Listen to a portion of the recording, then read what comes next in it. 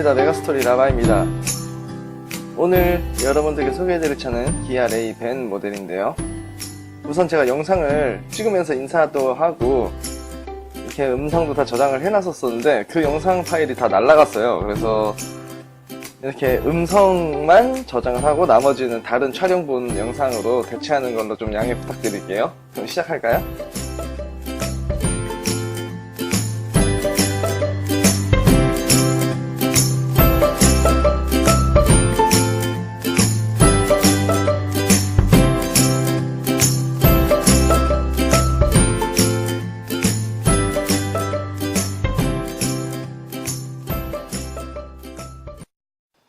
기아 레이의 디자인에 대해서 먼저 설명을 해드릴게요. 기아 레이 디자인 보시면 투박스, 전형적인 투박스 형태를 갖추고 있는 이제 박스카인데요.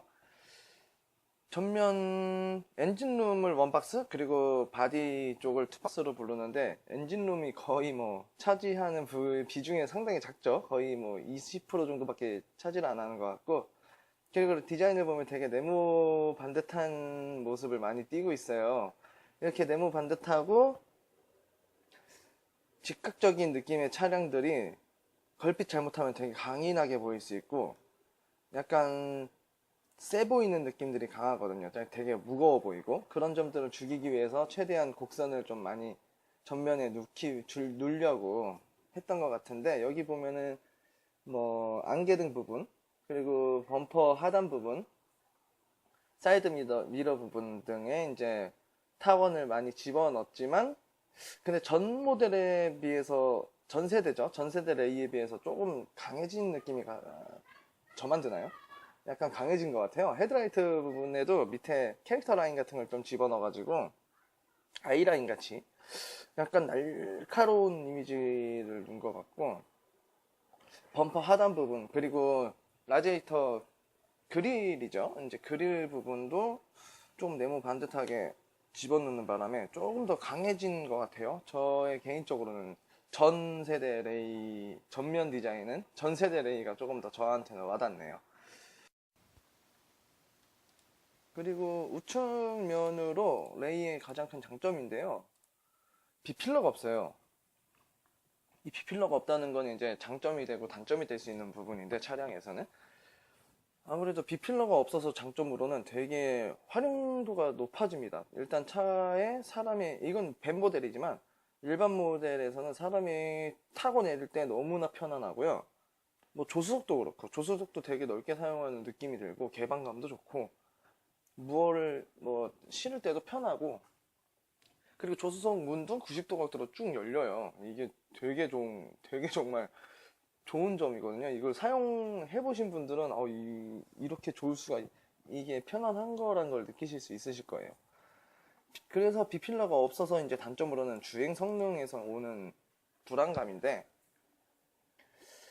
비필러가 없으면 아무래도 뒤틀림 현상이 일어날 수도 있고 셰시를 보강을 많이 해야 되는데, 레이 자체가 모닝에서 온 셰시를 가지고 이제 개량을 해서 만든 건데, 모닝 자체가 원체 셰시가 탄탄하게 잘 만들어졌기 때문에 서도 있고, 부족한 이 비필러의 강성을 레이는 문으로 잡아왔어요. 이 문을 보시면은 어떤 차들은 조각조각 되어 있는 패널들을 가지고 이렇게 용접해서 만들거나 붙여서 만든 경우가 많은데, 레이 같은 경우에는 문을 그냥 통으로 만들어 버렸습니다. 통 프레임입니다. 이렇게 보시면 용접했거나 뗐다 어떤 조각을 가지고 와서 붙인 부분이 없어요. 이걸로 이제 강성을 잡았다고 보시면 되시겠네요.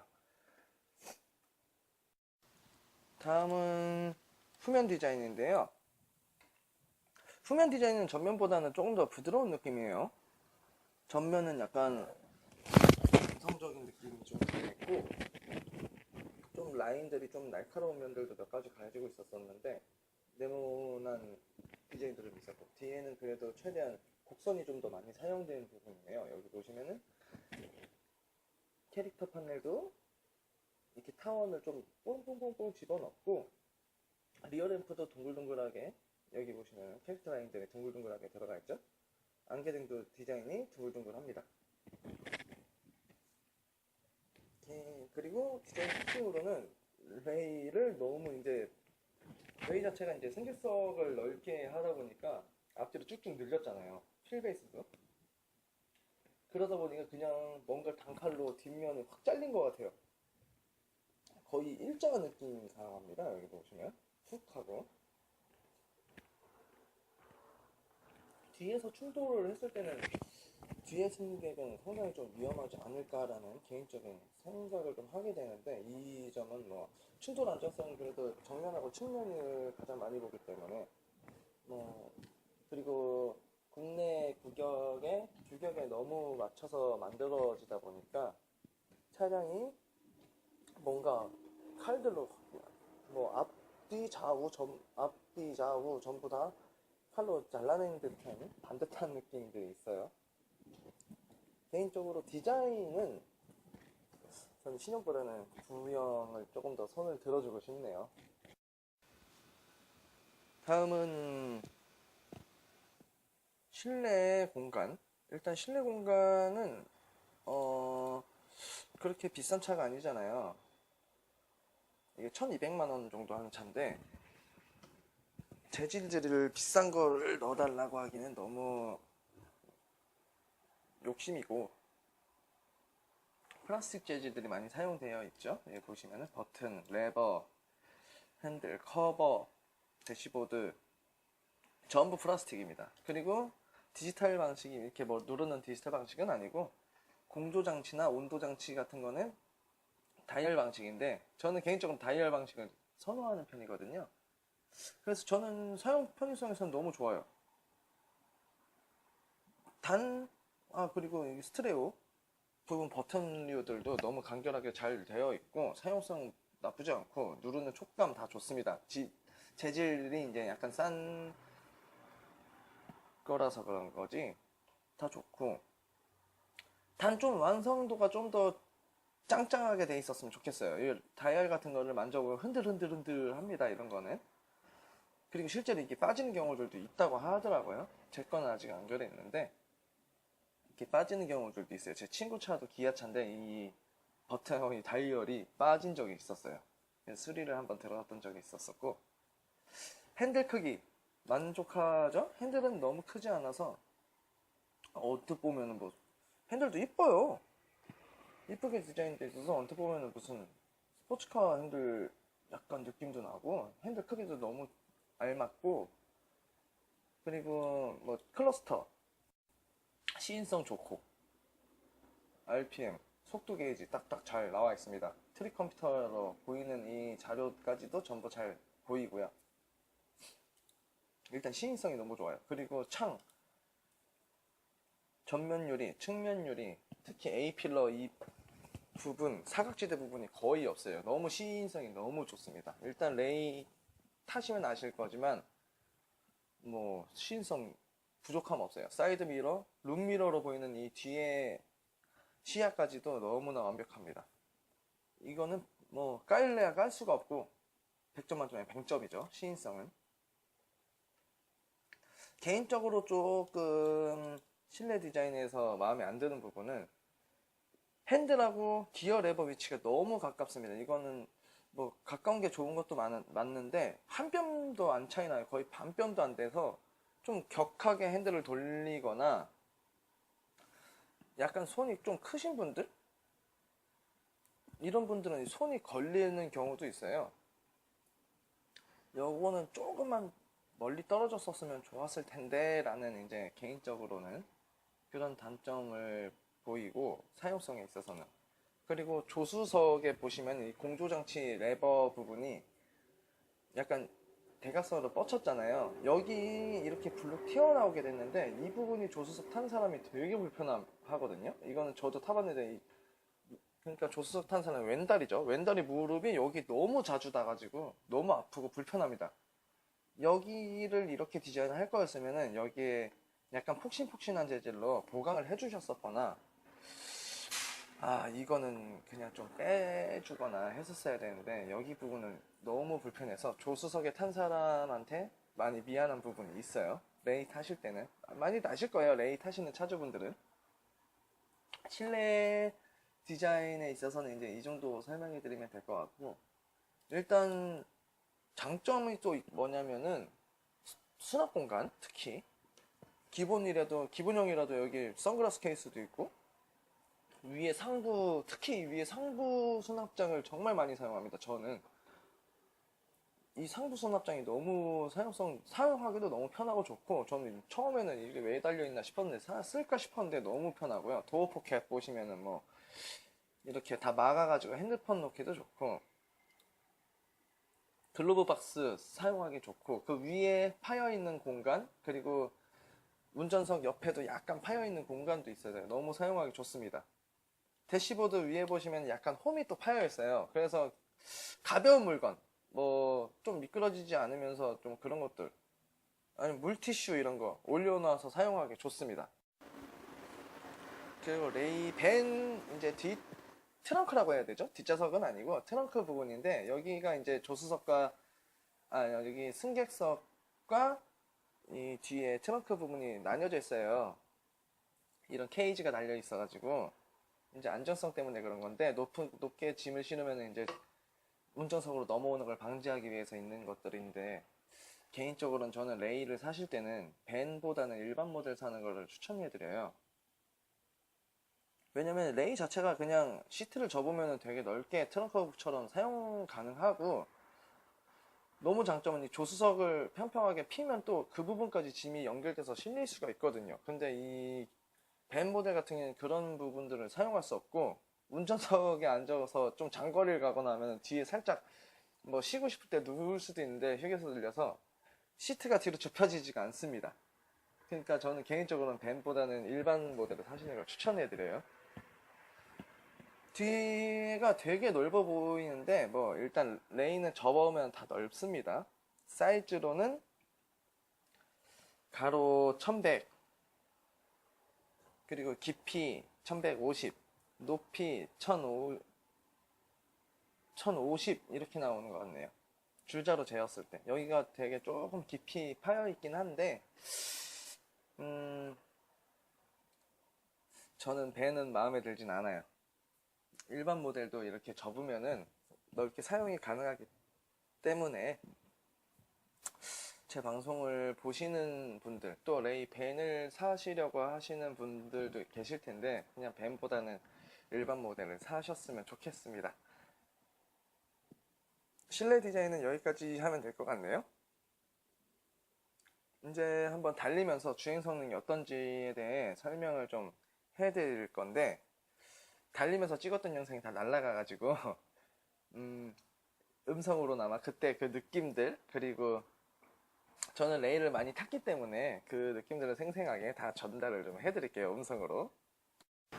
이제 주행을 하면서 파워트레인하고 승차감에 대해서 설명을 해드리겠습니다. 우선 파워트레인 설명을 할 건데, 엔진부터 설명을 해드릴게요. 엔진은 1000cc 3기통 사용하고 있는데요. 크랭크 축이 120도씩 한 기통씩 터져서 180도로 터지는 그 팍팍 치고 가는 느낌을 주기보다는 꾸준하게 토크를 120도로 터져서 밀어주는 형이 강하게 느껴지는데요. 우선 경차 엔진은 힘이 없다고들 얘기를 하실 거예요. 다들 모르시니까. 정확하게 말씀드리면은 엔진의 힘은 차 무게 대비, 약 차 무게가 950kg 정도 되죠. 1000kg가 안 돼요. 무게 대비 적당하고 토크가 10이 안 되는데 9.8 토크를 사용하는데, 저속에서부터 터져주는 그 토크감이 생각보다 되게 강하게 느껴지거든요. 뭐 슈퍼카나 스포츠카들처럼 뭐 엄청난 성능은 아니지만 차급 대비 이 차를 굴리는 데는 나쁘지 않을 정도의 힘을 가지고 있다고 생각합니다. 그리고 레드존이 7000rpm인데 거의 풀악셀시 7000rpm까지는 올라가지 않고 6300에서 500 정도까지 사용을 할 수 있는 걸 알 수 있고요. 그리고 2200rpm부터 토크가 탁 터져주는 느낌이 바로 느껴지실 거예요. 되게 저 영역대로 이렇게 세팅을 해놨어요. 저속에서 특히 시내에서 사용하기는 딱 부족하지 않을 정도, 이 차를 움직이기에는 부족하지 않을 정도 느낌이 들고 있고요. 2200rpm부터 4400rpm까지 토크가 살아있어요. 대신 4400rpm 그 이상으로는 토크가 밀어주는 힘이 없다고 보시는 게 맞으실 거예요. 아마 무슨 소린지 잘 모르실 건데, 쉽게 말씀드리면은 레일을 풀악셀 시 최고속이 한 140km 언저리까지 가더라고요. 그 이상은 잘 안 올라가는 것 같았어요. 그러니까 6500rpm 풀 악셀로 140km를 찍는데, 이거는 4400rpm을 사용하더라도 도달이 가능한 속도라고 보시면 됩니다. 그저 rpm을 높여서 도달하는 시간이 단축할 뿐이지, 최고속은 6000rpm에서 찍는 거나 4400rpm에서 찍는 거나 거의 피차 일반이라고 보시면 되는 겁니다. 그저 rpm 많이 사용하는 만큼 기름 많이 먹는다 라고 밖에 보시면 되겠어요. 기름 얘기가 나와서 하는데, 연비는 정말 안 좋습니다. 사실 시내에서 거의 7km 정도 찍히고, 정속 항속시 잘 나와야 13km 언저리더라고요. 저는 항상 12.8km 정도 이렇게 찍히는 것 같아요. 15km까지는 절대 안 나오는 것 같아요. 아무리 내리막길에서 잘 찍으면 12km, 15km 나올까? 왜냐면은 100km 이상으로 달릴 때 RPM이 거의 3300, 3500rpm을 사용하기 때문에 그렇거든요.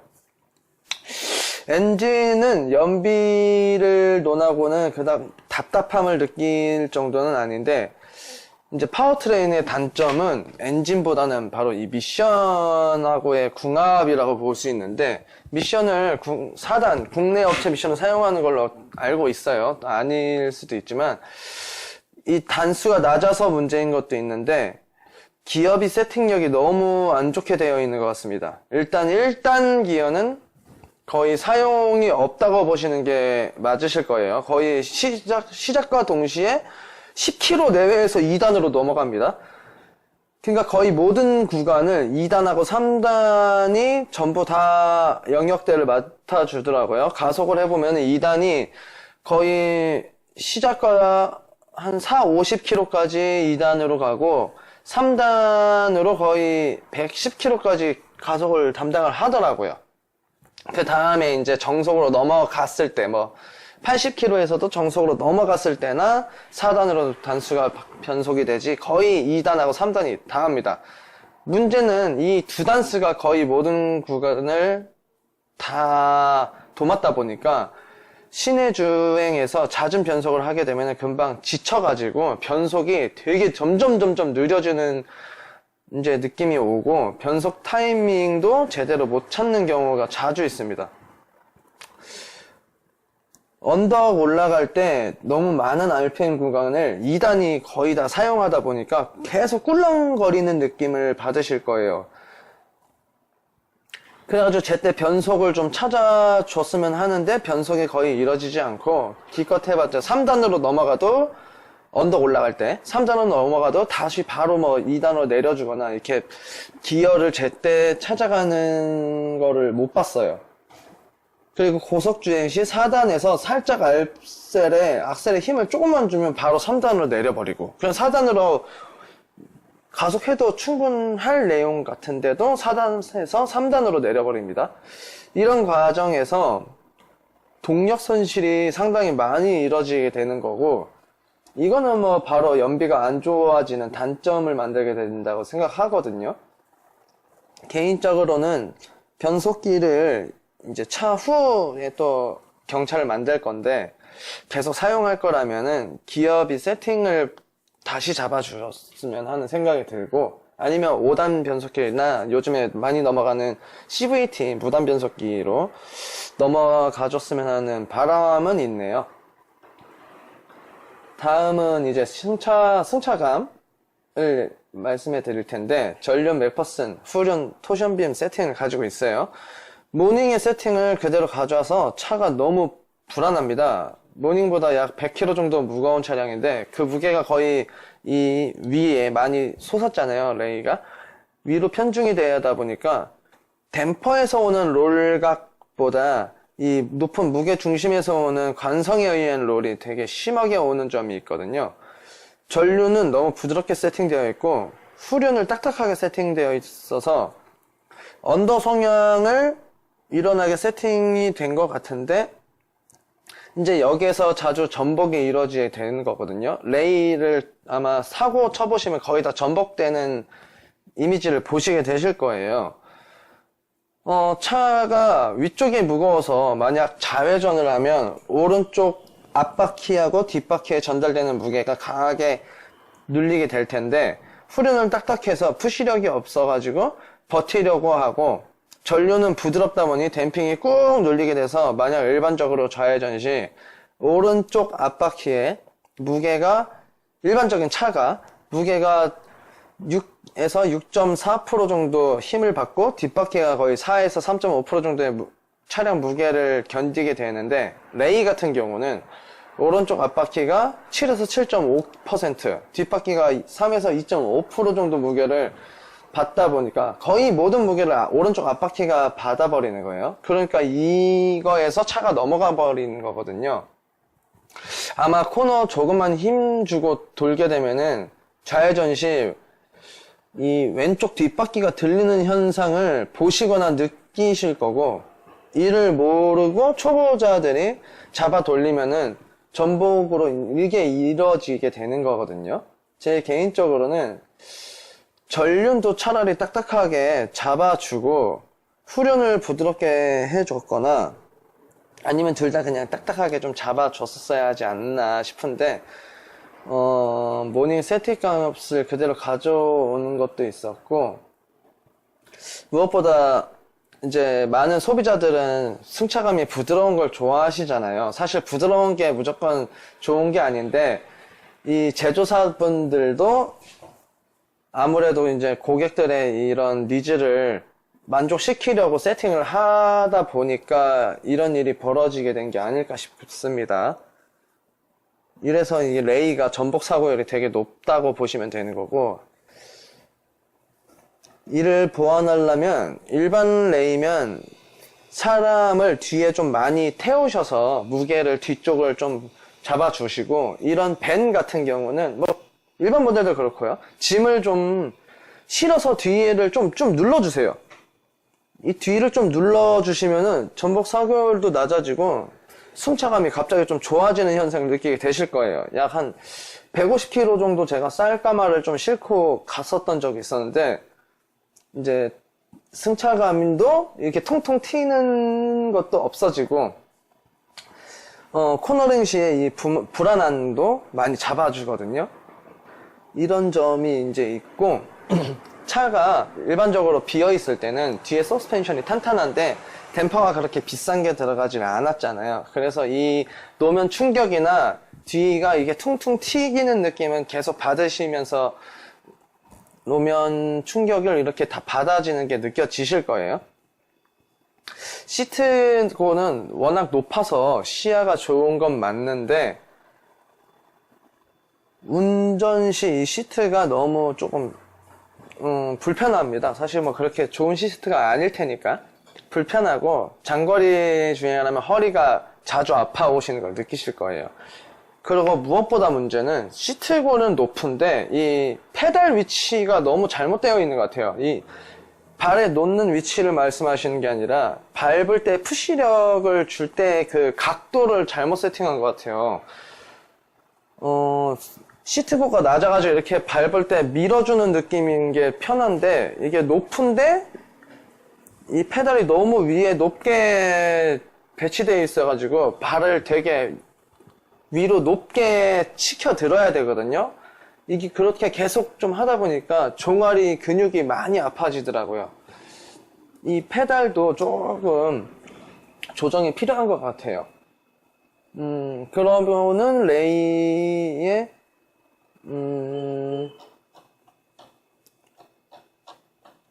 파워트레인하고 승차감은 이 정도로 설명해 드리면 될 것 같습니다.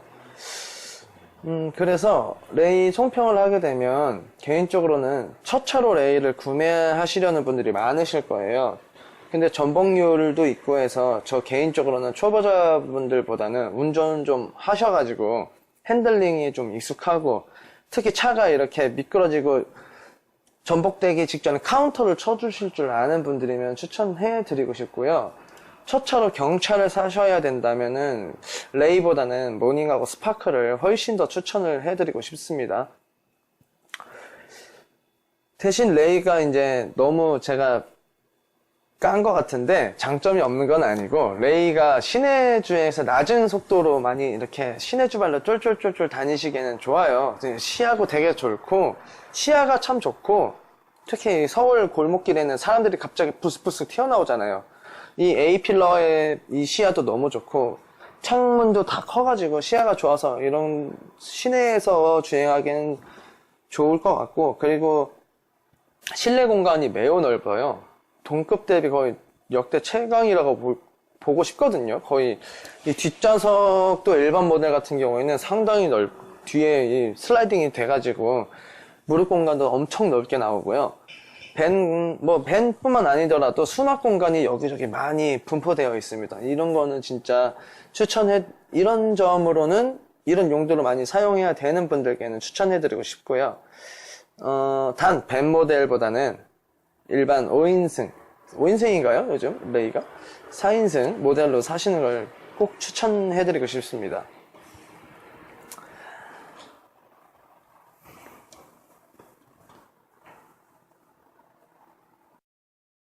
네, 그리고 지금까지 메가스토리 라바였고요. 앞으로 차근차근 차량을 리뷰를 해서 정말 소비자 입장에서 웬만해서 리뷰를 해드릴까 합니다. 뭐 돈을 받고 하는 것도 아니고 그저 차가 좋아서 이렇게 여러분들께 소개를 해드리려고 하는 거고, 여러분들의 많은 차량 지원을 좀 받고 있어요. 제가 차가 많이 있는 사람도 아니고 어디서 차를 많이 접할 수 있는 기회가 많은 사람도 아니라서, 꼭 신차가 아니더라도 중고차라도 좀 연식이 된 차라도 다 좋으니까 댓글에 좀 남겨놔 주시고, 카톡 아이디 남겨 놓을 테니까요. 일정이 서로 스케줄이 맞춰서 잡혀진다면 하루가 됐든 며칠이 됐든 아끼면서 정말 잘 타고 촬영하고 돌려드리도록 하겠습니다. 꼭 차량 리뷰가 아니더라도 각종 차량과 관련된 영상들 많이 업로드 하려고 하고 있고, 꾸준히 올려드릴 테니까 좋은 모습으로 봐주시고, 차를 정비하시거나 정말 전문 기자들만큼은 아닐 거예요. 제가 그런 건 아니지만 내가 아는 내용, 그리고 내가 느낄 수 있는 그런 느낌에 한해서는 최선을 다해서 설명을 꼭 해드리겠습니다. 지금까지 메가스토리 라바였습니다. 감사합니다.